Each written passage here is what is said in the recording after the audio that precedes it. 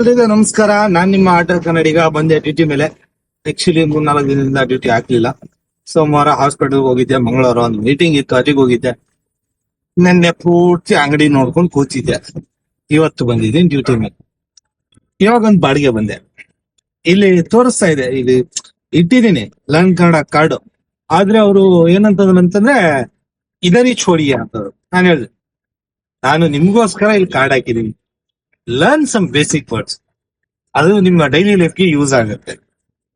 ಸರಿ sir, next time ಇಂದ ಕಲಿತೀವಿ. ಪರವಾಗಿಲ್ಲ, ನಾವು ಫೋರ್ಸ್ ಮಾಡೋದಕ್ಕಿಂತ ಪ್ರೀತಿಯಿಂದ ಹೇಳಿದ್ರೆ ಖಂಡಿತವಾಗ್ಲೂ ಕನ್ನಡನ ಕಲಿತಾರೆ.